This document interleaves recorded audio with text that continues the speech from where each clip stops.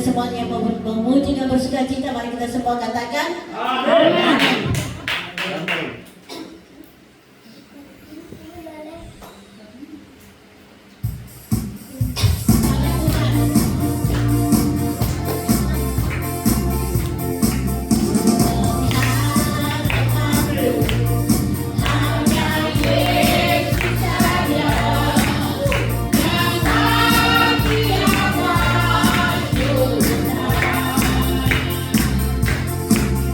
Dia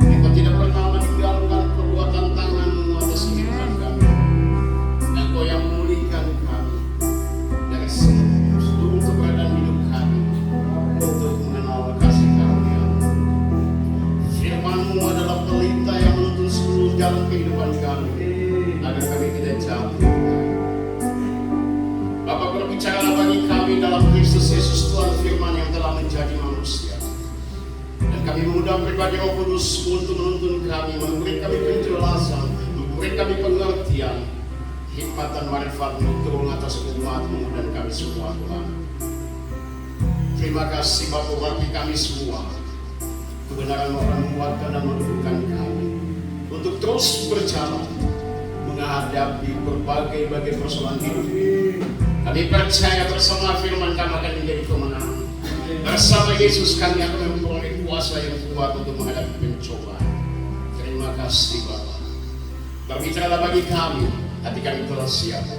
Di dalam nama Yesus firman yang telah menjadi manusia, kami siap untuk mendengarkan. Haleluya, haleluya. Sama-sama katakan amin. Katakan ke kiri kananmu bahwa Tuhan itu baik. Tuhan itu baik. Tuhan itu baik. Tuhan itu baik. Yang belakang Tuhan itu baik. Yes. Ya, pagi ini saya mau ajak Bapak Ibu Saudara sekalian, kita mau sama-sama mau melihat satu kebenaran firman Tuhan dari Matius pasal 4 ayat 1 sampai ayat yang 11. Berikutnya pencobaan di padang gurun.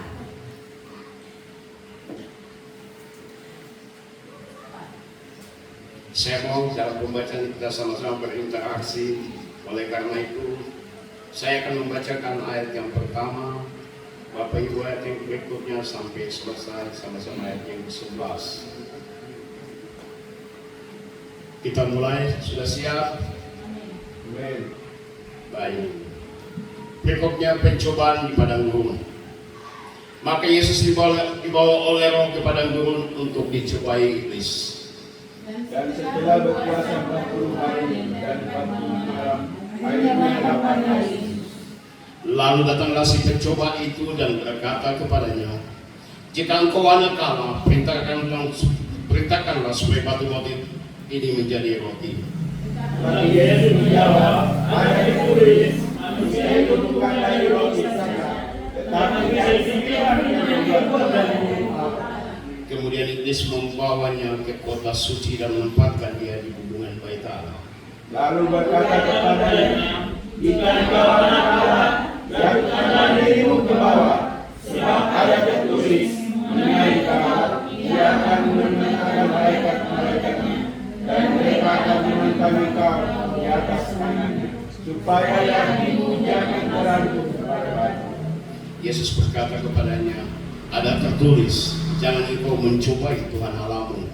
Dan iblis membawanya pula ke atas gunung yang sangat tinggi, dan memperlihatkan kepadanya semua keadaan dunia dengan kemudahannya. Dan berkata kepadanya, semua itu akan kuberikan kepadamu jika engkau sujud menyembah aku. Maka berkata Yesus kepadanya, benar iblis, sebab ada tertulis, engkau harus menyembah Tuhan Allahmu, dan hanya kepada Dia sajalah engkau berbakti. Sama-sama 2, 3. Lalu iblis meninggalkan dia dan menyatakan malaikat datang melayani Yesus. Amin. Bapak Ibu, saya beri judul dan firman ini, memahami kehendak Allah dalam pencobaan Yesus. Kalau kita baca konteks atau kita baca firman Tuhan ini sangat kontradiksi. Kenapa saya bilang sangat kontradiksi?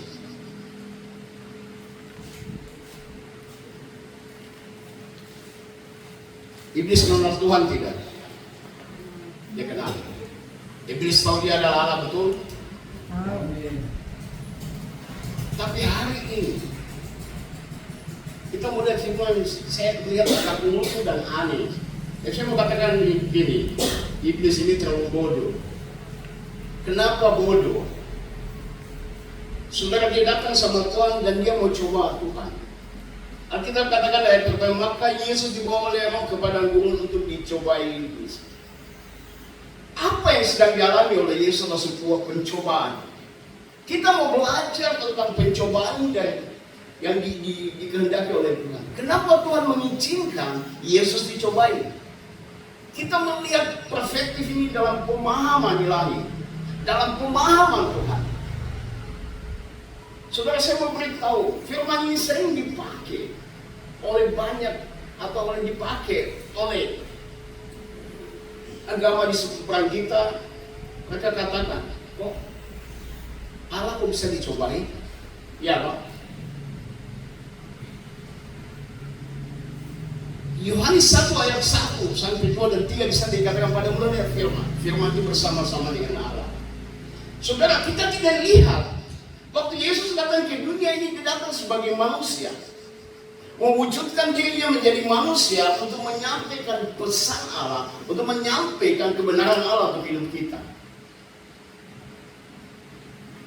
Dia datang menjadi manusia. Saudara, jangan melihat dia dari hakikat manusianya, tapi mari kita lihat waktu dia datang menjadi manusia. Pada prinsipnya, di hakikatnya adalah Allah yang tidak pernah berubah. Amin. Saudara, dia tidak diciptakan dan tidak yang menciptakan dia adalah pencipta itu. Amin. Allah itu pencipta. Dia yang menciptakan, tidak ada yang menciptakan dia. Harus dipahami ini. Dia tetap satu, adalah Bapa. Dalam hakikatnya sebagai firman keluarlah Yesus sebagai firman itu. Dalam roh hakikatnya sebagai roh, dia keluar sebagai Roh Kudus. Ini harus dipahami. Sehingga di sini dikatakan dengan Tritunggal Allah. Kalau orang bilang begini, kamu punya Allah? Tidak. Bapa cuma satu, adalah Allah. Yang keluar dalam firman-Nya menjadi Yesus. Yang keluar dalam rohnya menjadi pribadi Roh Kudus. Amin. Bisa dipahami ya? Dia tidak diciptakan, tapi dia menciptakan.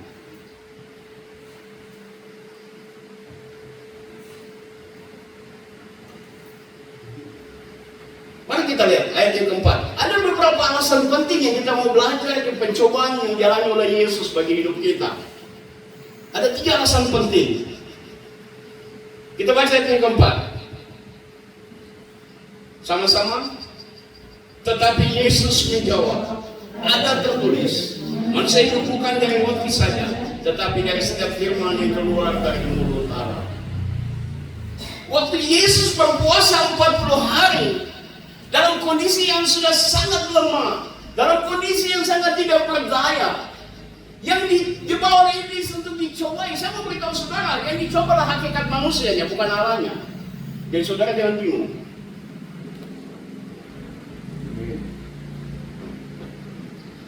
Apa yang sedang dia alami hakikatnya sebagai manusia, mau mengajari kita, mau menuntun kita supaya kita memahami maksud apa Bapa mengizinkan dia dicobai. Supaya saudara dan saya punya pengertian tentang hal itu. Alasan pertama atau pengertian pertama yang kita akan dapat, atau pengajaran yang akan kita dapat dari sini, apa yang dilakukan iblis dalam mencobai Tuhan, dia berusaha untuk menyingkirkan kebenaran yang ada dalam hidup saudara dan saya.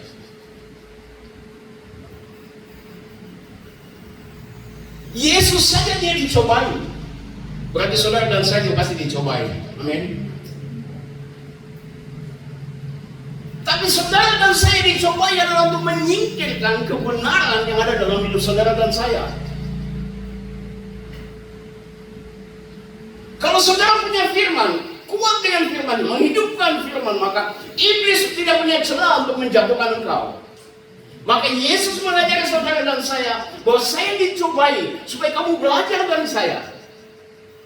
Di sini dikatakan Waktu iblis katakan kepada dia, kalau engkau anak Allah, ubah batu-batu itu jadi roti. Kan memang dia lapar.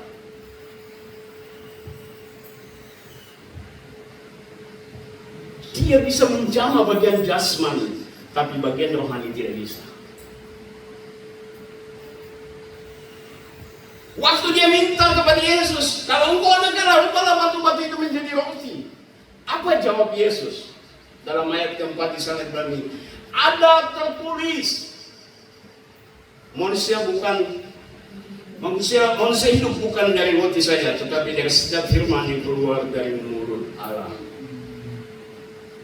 Saudara, kalau hidup dalam kejasmanianmu, saudara hidup dalam kekuatan duniamu, dalam kemampuanmu, saudara akan melihat semua kekuatan berdasarkan kebutuhan jasmanimu yang datang atas hidupmu, menjadi bagian yang mengangkat hidupmu, derajatmu. Saudara, orang-orang yang akan gampang disingkirkan oleh iblis. Amin. Tetapi kalau saudara punya firman yang kuat, saudara hidup dengan kebenaran Allah, kebenaran Allah itu memproteksi hidupmu, maka engkau menjadi pribadi yang sangat kuat, dan Tuhan iblis tidak akan pernah menyingkirkan itu dari hidup.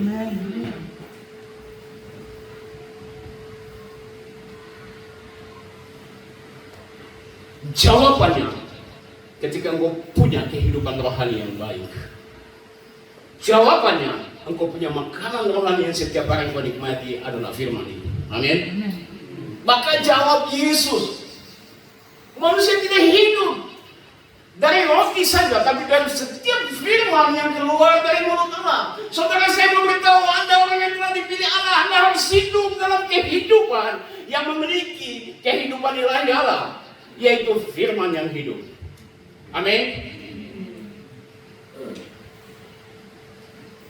Punya waktu yang cukup untuk menikmati firman. Ketika rohanimu dia mengalami penurunan, ketika rohanimu menjadi lemah, ketika rohanimu lapar, maka engkau harus beri makan dia dengan firman Allah supaya rohmu menjadi kuat. Amin. Tetapi engkau tidak memberi makan cukup bagi rohanimu, bagi rohmu, tapi engkau memperhatikan hal jasmani, saya mau katakan bahwa iblis akan mempermainkan kamu. Iblis akan menghancurkan kehidupan. Kita lihat firman dari Amsal 11 ayat 19. Kalau sudah dapat tolong dibacakan.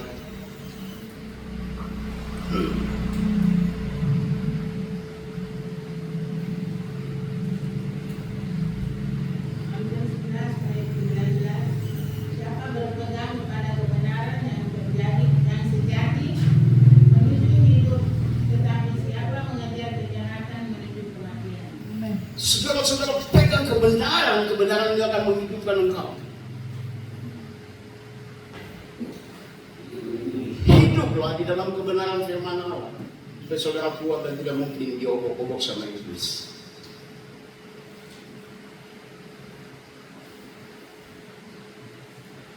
Ada satu pendeta dulu, bahkan ketua sinode waktu masih JB, awal malam bilang begini, waktu Tuhan dicobai sama iblis, dia bilang sama iblis begini. Waktu dicobai sama iblis, kan waktu itu di sana dia kasih ilustrasi. Kan waktu di sana batu kan banyak loh. Ada yang besar-besar kayak rumah apa. Dia bilang, kalau saya Tuhan Yesus, saya jadikan batu itu batu dia yang besar bilang sama iblis, kau makan.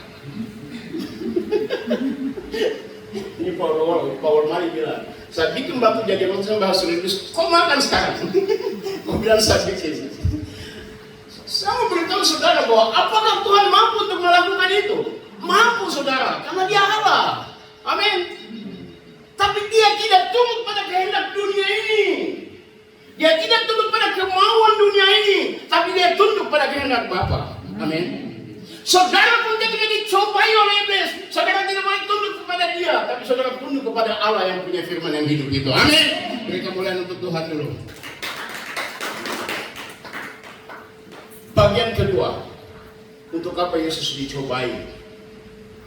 Bagian kedua, iblis ingin mengambil pengharapan yang ada pada engkau.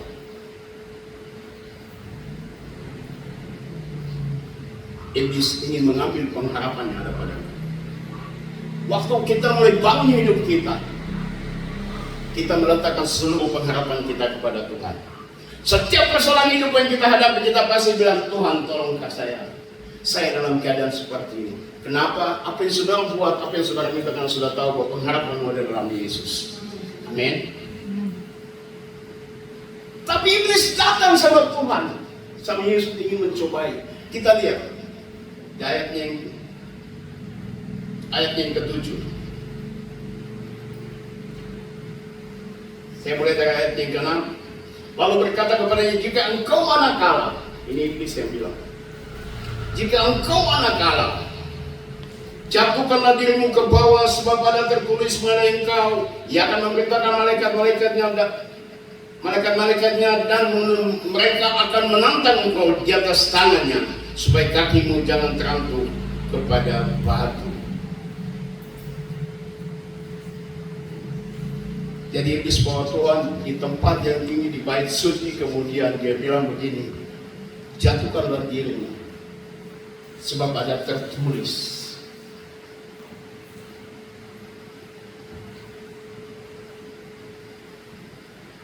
Saudara, iblis suka coba. Dia coba Tuhan. Kau jatuhkan dirimu. Saya percaya waktu kau jatuh pasti ada malaikat yang datang untuk menantang. Saudara, kita tidak tunduk dan kita tidak patuh kepada iblis. Tuhan ingin saudara dan saya memahami konteks ini. Diizinkan Yesus mengalami supaya saudara dan saya bisa mengerti kebenaran ini. Saudara, seluruh pengharapan yang kau taruh pada Tuhan mau dia ambil. Seluruh pengharapan yang kau taruh kepada Tuhan ingin diambil oleh iblis. Ketika engkau punya pengharapan, kemudian datang orang menawarkan solusi lain dari masalah hidup, saudara hati-hati. Saudara harus berhati-hati. Sebab iblis dapat memakai berbagai tawaran untuk engkau supaya ada penyelesaian. Pengharapan pada Tuhan akan bergeser kepada keinginan dunia, pada keinginan iblis. Disitulah saudara terjebak. Apakah waktu dia bilang Yesus jatuhkan dirimu, Yesus ikut tidak? Tidak, saudara. Saudara dan saya menjadi anak Allah, jangan bergeser dari pengharapanmu. Sebab Alkitab katakan dari 1 Korintus 10 ayat 13, pencobaan-pencobaan yang kamu hadapi pencobaan biasa tidak akan memberi kekuatanmu, Allah setia dan adil. Ketika kami dicobai memberi kekuatanmu, dia akan menolong engkau, memberi engkau jalan keluar. Tersedia jalan keluar di hadapan Allah, bukan di hadapan dunia ini. Amin.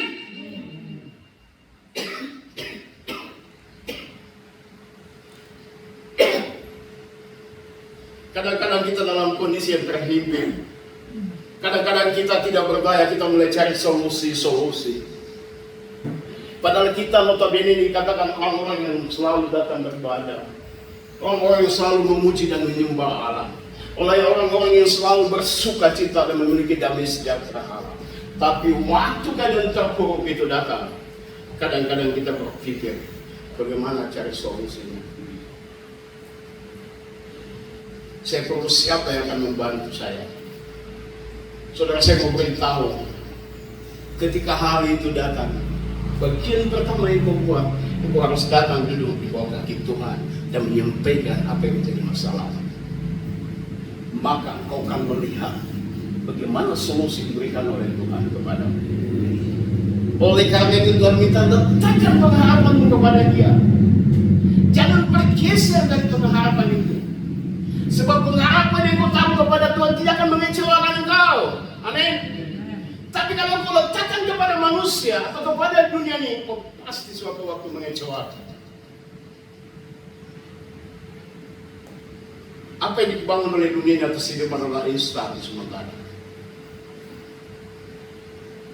Kita baca Ibrani pasal 6 ayat 18 sampai 20.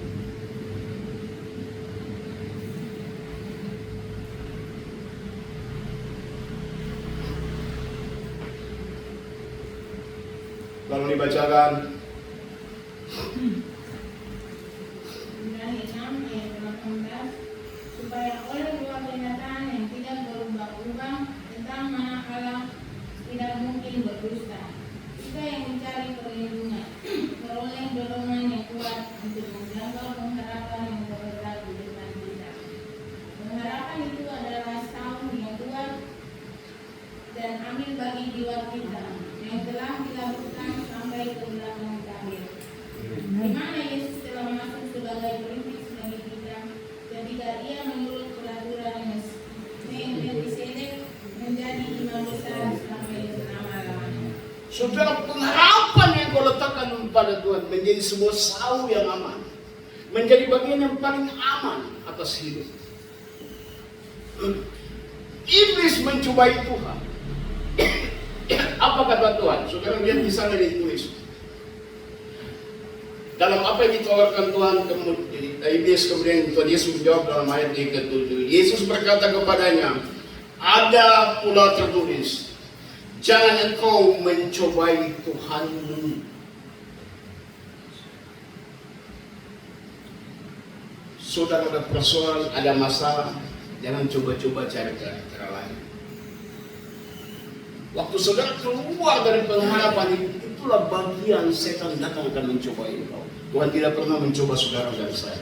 Tapi waktu Tuhan sudah bergeser dari pengharapan dengan Tuhan, disitulah celahnya. Disitulah bagian yang bisa terdapat untuk memperpanjangkan hidup. Jangan izinkan dia. Kita berani berkata bahwa pengharapan teguh tidak boleh tergoyah. Waktu saudara terpengharapan di dalam Allah, saudara dilindungi, saudara terproteksi, saudara terjaga oleh semua yang menjadi bagian oleh Allah. Saudara tidak boleh bergeser dari apa yang Tuhan inginkan. Tetaplah di dalam pengharapan itu. Bagian yang paling aman untuk hidupmu. Dunia ini penuh dengan pergolakan. Tempat yang paling tenang adalah di hadapan Allah. Amin. Ada persoalan masalah, mari duduk di hadapan Allah. Bawa masalahmu kepada Tuhan. Buat saya mengalami seperti ini. Saya punya tetangga, suaminya pas tinggal dia pergi hidup dengan perempuan, anak SMA kelas 1, usia masih SMA kecil sekali, macam Tina apa begitu. Terus datang dia mengaku. Saya bilang, ibu, tidak usah bawa ke polisi. Ibu datang sama Tuhan. Ibu minta Tuhan supaya Tuhan berikan suami. Saya coba untuk membuka, tapi saya lihat bahwa ibu ini tidak pernah masuk gereja. Ibu ini tidak pernah membangun hubungan dengan Tuhan. Seperti saya buang sesuatu, saya sampaikan sesuatu yang membentuk di tembok. Saya bilang, Tuhan, kenapa manusia seperti ini kehidupannya? Saudara, waktu aku tidak bangun hubunganmu dengan Tuhan, aku tidak punya pengharapan untuk mengalami apa ketika masalah itu datang. Amin. Penting sekali taruh seluruh pengharapan.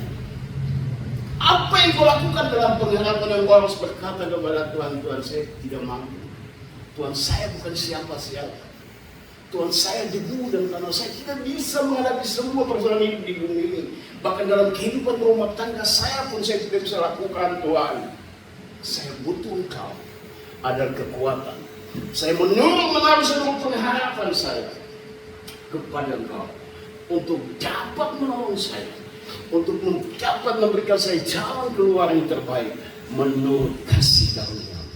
Amin. Saya mau bilang saudara, kekuatan itu terbatas.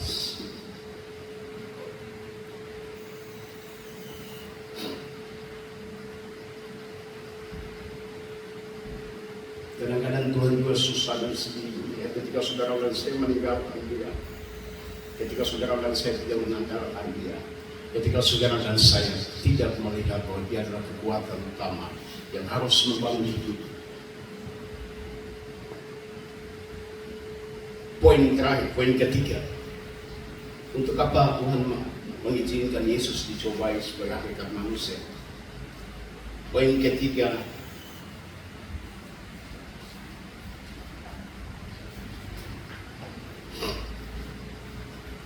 supaya kita harus tahu bahwa iblis berusaha untuk merintang saudara dan saya menyembah Allah, atau saudara dan saya datang ke hadirat Allah. Kita baca dulu. Dan iblis membawanya pula ke atas gunung sangat tinggi dan memperlihatkan kepadanya semua kerajaan dunia dengan kemegahannya. Dan berkata kepadanya, semua itu akan kuberikan kepadamu jika kau sujud menyembah aku. Waktu iblis bawa Tuhan di gunung yang tinggi, kemudian dia tunjukkan semua ada di atas dunia ini. Kalau engkau sujud menyembah saya akan kasih semuanya untuk kau. Saya mau tanya Bapak Ibu, yang ciptakan dunia ini siapa? Tuhan kau, Allah kau, Yesus kau. Tapi lucu yang menciptakan dia bawa sekarang begini, kau dia mau kasih semua yang dia ciptakan. Kelihatannya iblis sudah kotak begini. Betul dong? Masalah yang menciptakan semua kerajaan di atas bumi, segala sesuatu dalam dunia ini dia yang ciptakan. Sekarang iblis bawa dia begini, dia lihat semua ini. Terus kalau Tuhan saya tanya begini, betul siapa yang bikin? Iya kawan, pasti tanya, siapa yang bikin? Dia pasti bingung. Dan mungkin saat itu dia bisa bilang, kau yang bikin saya pulang sudah. Kasih tinggal kau. Tapi ini diizinkan Tuhan, supaya saudara dan saya juga memahami. Waktu dia bilang itu, apa jawaban Yesus? Saudara lihat di sana. Maka berkata Yesus kepadanya, hanyalah iblis. Sebab ada tertulis engkau harus menyembah Allahmu, hanya kepada Dia sajalah engkau berbakti. Saudara, iblis berusaha menghalangi engkau untuk datang menyembah Allah, untuk datang ke hadirat Allah. Itu upaya dia. Dari pencobaan ini yang Yesus hadapi, dia mau menjelaskan bahwa setiap waktu hidup juga dia akan menghalangi engkau untuk datang kepada Allah. Ingat, ketika penyembahan makin berkurang, ketika kesetiaanmu semakin kurang di hadapan Allah, engkau periksa dirimu.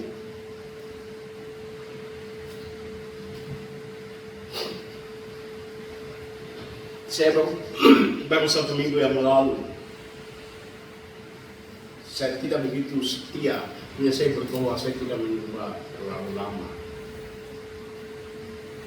Kemudian saya datang di siang hari, saya mulai berdoa, saya menyembah. Saya minta Tuhan datang. Waktu saya mulai menyembah dengan waktu yang cukup, Tuhan mulai datang.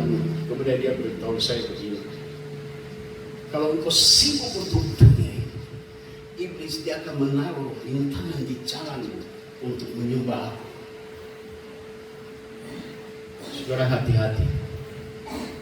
Sesibuk-sibuk waktumu, penyembahanmu bagi Allah begitu berarti. Amin. Begitu penting bagi kehidupan. Saya mulai berdoa. Saya bilang, Tuhan, saya minta ampun. Saya terlalu sibuk dengan hal ini. Saya terlalu sibuk dengan hal ini. Tuhan, ampuni saya. Banyak yang saya lakukan menjadi kesalahan di mata Tuhan, ampuni saya. Tuhan, bereskan saya. Maupun ambil alih hidup saya. Saya percaya kau kekuatan itu. Dan kau pengharapan. Allah yang saya percayai untuk pertahanan. Waktu saya menyembah kembali, Tuhan datang kembali. Dan saya mulai diberi damai sejahtera, mulai diberi hal-hal yang menyenangkan hati saya. Saya mulai rasa bangga, saya rasa senang dengan Tuhan. Saya bahagia sekali. Saudara, saya senang menyembah Allah. Kenapa? Waktu saya menyembah Dia, saya merasakan kebahagiaan Allah itu menjadi milik saya. Sukacita Allah masuk menjadi milik saya. Saudara, iblis dia berusaha merampas apa yang baik dari Tuhan atas ini. Sebab ketika engkau menyembah Dia, maka semua kuasa kekuatan yang memulihkan engkau akan datang atas hidupmu oleh Allah. Amin. Bagian itu dicoba dilakukan oleh iblis untuk merampas itu. Saudara, penyembahan begitu penting bagi Tuhan. Saudara, jangan tinggalkan penyembahan. Penyembahan adalah kekuatan. Bagian ini saudara saya mau ajak saudara untuk mengerti. Ketika Yesus berpuasa 40 hari, saya mau ajak saudara, mari kita terlibat dalam doa dan puasa. 1 hari, tapi dia punya nilai lain begitu tinggi. Amin. Kalau saudara makin terlibat dalam pelayanan, saudara akan memahami apa keinginan Tuhan. Doa puasa bukan hal yang biasa-biasa.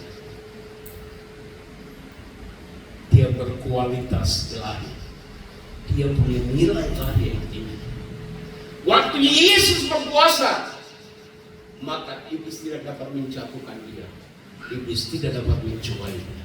Waktu engkau berpuasa, engkau mematahkan semua atau kuku yang dipasang oleh dunia ini, oleh iblis. Waktu engkau berpuasa, engkau lepaskan belenggu-belenggu yang mengikat engkau. Waktu engkau berpuasa, engkau membebaskan jalan engkau untuk menyembah Allah. Ini penting. Perlu saudara sadari. Allah saja dicobai, apalagi kita manusia biasa. Amin. Oleh karena itu mari kita bangun pemahaman kita yang benar di hadapan Tuhan. Terlibat dalam seluruh aktivitas pelayanan. Saya mau bilang kalau punya waktu, kalau lagi bekerja jangan. Saudara bisa di rumah punya waktu yang cukup. Lakukan itu.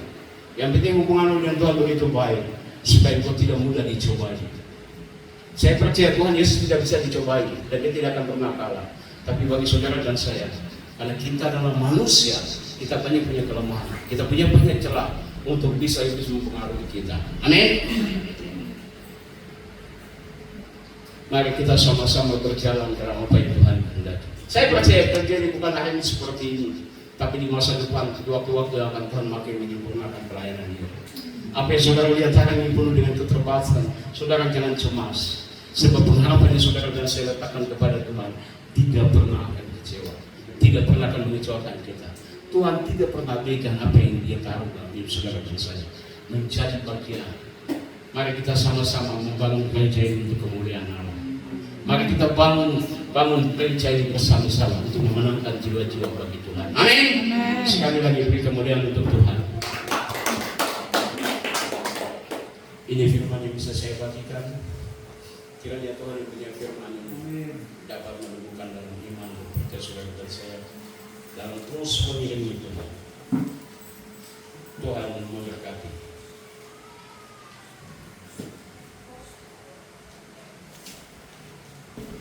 Tuhan akan memperbesar kapasitasmu.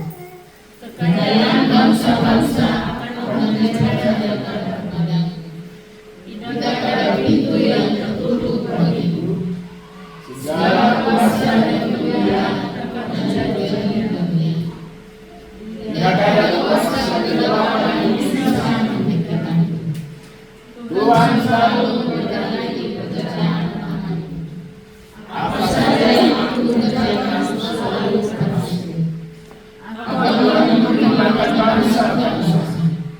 Mujizat dan terobosan akan menjadi milikmu. Kemampuan dan otoritas ilahi akan dalam hidupku. Dalam nama Yesus, firman menjadi daging, biar menjadi kenyataan.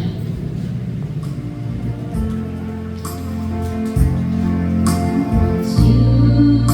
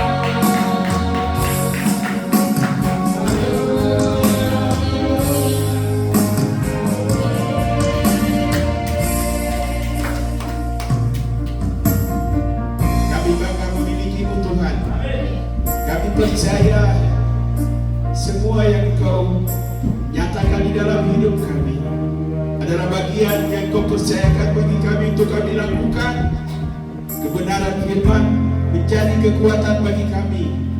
Kami percaya semua yang kami alami itu engkau pernah alami. Cobaan-cobaan yang kami alami pasti ada jalan keluar. Seperti kebenaran firman pagi hari ini, kami percaya di dalam ujian-ujian itu, di dalam pencobaan-pencobaan itu, Yesus mengalami kemenangan. Oleh sebab itu kami juga harus mengalami kemenangan itu. Kami tahu di dalam pencobaan, di dalam persoalan, di dalam masalah, iman kami akan kuat, iman kami semakin kokoh karena kami mengalaminya. Terima kasih Tuhan, bentuk kami di dalam persoalan-persoalan masalah kami Tuhan.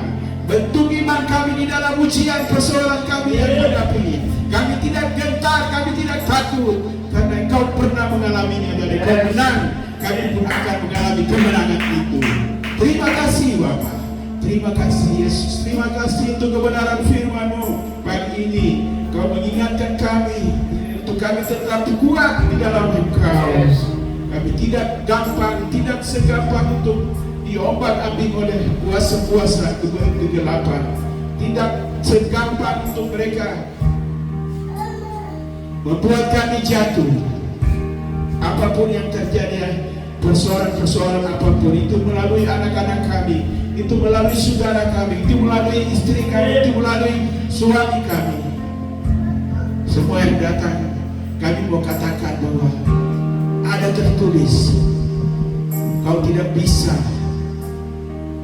begitu saja untuk menjatuhkan kami, karena kebenaran firman adalah bagian dari hidup kami. Kemerdekaan, melalui kebenaran firman kami mengalami kemerdekaan, dan kemerdekaan itu akan menolong kami terus kami kuat menghadapi ujian cobaan. Terima kasih, urapi hamba-Mu, berkati hamba-Mu lebih lagi. Dan semua kebenaran firman terus kami mau lakukan, dan kami mau nyatakan itu di dalam hidup kami di setiap hari. Terima kasih Bapa, berkati hamba-Mu dan urapi hamba-Mu lebih lagi, maka kami semua Tuhan Yesus memberkati kami.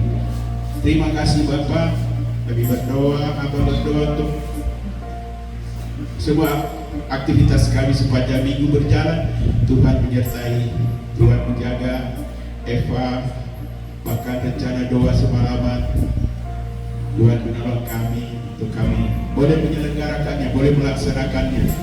Kami bawa diri kami untuk kami persembahkan kepadamu. Kami bawa seluruh pergumulan hidup kami. Kami mau letakkan di hadapan-Mu, karena kami tahu hanya Engkau jalan satu-satunya bagi kami. Oleh sebab itu, ingatkan kami untuk kami terus ada dan kami terus mencari wajah-Mu. Terima kasih Bapa, semua kegiatan yang berjalan di minggu berjalan ini Tuhan menyertai hamba-hamba-Mu, semua yang melayani Tuhan urapi.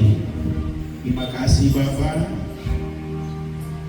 kami mengucap syukur semua hamba-hamba-Mu, semua anak-anak-Mu yang melakukan aktivitas mereka, aktivitas rutin setiap hari, setiap minggu ini kami serahkan di dalam tangan mereka yang sebagai pegawai negeri sipil, mereka yang sebagai karyawan swasta, ibu rumah tangga, kami serahkan semuanya ke dalam tangan Tuhan.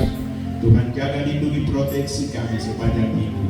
Di mana saja kami melakukan aktivitas, Tuhan ada di sana, Tuhan menjagai, Tuhan melindungi.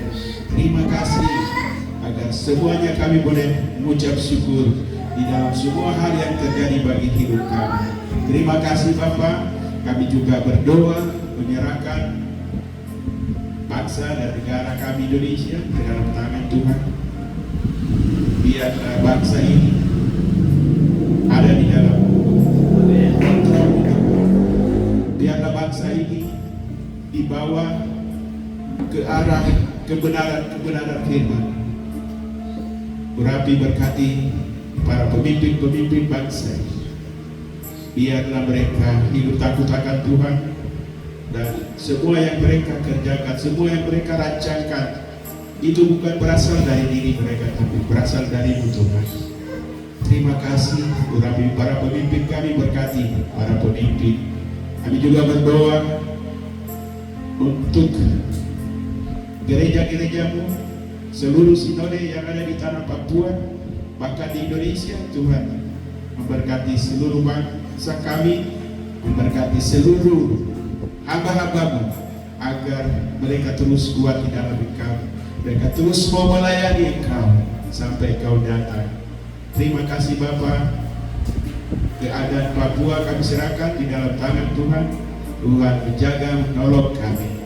Semua rancangan-rancangan iblis, semua rancangan-rancangan si jahat kami gagalkan, kami patahkan, kami lucuti dalam nama Yesus. Tidak lagi terjadi apapun. Kami menghadapi PSU, pemilihan ulang. Tuhan menyertai semua pelaksana KPU, Bawaslu. Tuhan menyertai, Tuhan yang mengendalikan mereka agar tidak terjadi manipulasi, agar tidak terjadi hal-hal yang tidak benar. Karena Papua ini adalah tanah Injil. Injil adalah kekuatan Allah. Injil mengajarkan kebenaran, bukan hal-hal yang tidak benar. Oleh sebab itu kami berdiri di atas kebenaran itu. Kami mau nyatakan, kami mau melawan semua hal-hal yang tidak benar yang masuk ke dalam tanah ini, yang masuk mengacaukan tempat ini. Kami tolak, kami hancurkan, kami hadir hanya di dalam nama Yesus. Biarlah kekuatan Allah turun atas Papua dan memberkati Papua. Semua para pemimpin Papua, biar Tuhan yang menetapkan, sudah menetapkan. Kami percaya semua boleh terjadi di dalam kendali Tuhan. Terima kasih Bapa. Semua hal-hal yang jahat, semua hal-hal yang dirancang untuk mengacaukan kota-kota kami, di mana tempat kami tinggal, kami berdoa, kami gagalkan semuanya di dalam nama Yesus. Di dalam darah Yesus kami gagalkan semua, agar kota di mana kami tinggal, lingkungan di mana kami tinggal tetap aman, tetap terkendali, karena kuasa Allah menyertai setiap tempat di mana kami tinggal. Terima kasih Tuhan, terima kasih Bapa, terima kasih. Kami bersyukur, kami menyerahkan semua umat-Mu ke dalam tangan Tuhan. Setiap keluarga-keluarga yang bersama-sama kami di gereja ini, hamba berdoa, mohon Tuhan Kau menolong setiap keluarga, apapun yang mereka alami. Tuhan ada di sana, Tuhan menjawab setiap persoalan, setiap masalah. Terima kasih, yang sakit Tuhan sembuhkan, yang lemah Tuhan kuatkan, agar kami terus bersama-sama terus berjalan mengiringi Engkau. Terima kasih Tuhan, terima kasih Bapa. Semua umat yang hadir pagi ini tanpa terkecuali, besar kecil tua muda, biarlah diberkati oleh Tuhan. Terima kasih Bapak. Ini doa syukur kami. Kami akan pulang, kami akan kembali ke tempat tinggal kami masing-masing. Tangan Tuhan terus menyertai, menjaga kami. Sebentar ada ibadah KKR anak di Jayapura. Tuhan menyertai semua perjalanan anak-anakmu ke sana. Tuhan lindungi dan jaga mereka. Ibadah boleh berjalan di dalam kendali Tuhan, agar nama Tuhan dipuji, dipermuliakan. Terima kasih, doa syukur kami. Kami akan mengakhiri ibadah kami. Kami akan menerima berkat. Mari Bapak Ibu bangkit berdiri, yang duduk, tadakan tanganmu dengan iman engkau terima. Kekasih-kekasih Tuhan, pulanglah dan terimalah berkat dari Bapa di surga. Bapa akan menyinari wajahnya, Bapa akan menghadapkan wajahnya, Bapa akan memberikan engkau damai sejahtera, Bapa akan memberikan engkau sukacita di mana saja engkau berada, di mana saja engkau melakukan aktivitas. Bapa akan melindungi engkau. Kasih-Nya di dalam Yesus Kristus akan menuntunmu, akan menjagamu, akan tinggal bersama dengan engkau. Persekutuan oleh Roh Kudus mengikat kita mulai siang hari sampai Dia datang. Maranatha, Maranatha, datanglah. Di dalam nama Yesus kita terima semua berkat dan janji Tuhan. Haleluya, sama-sama kita katakan Amin. Amin. Amin. Amin. Tuhan Yesus memberkati. Selamat hari Minggu.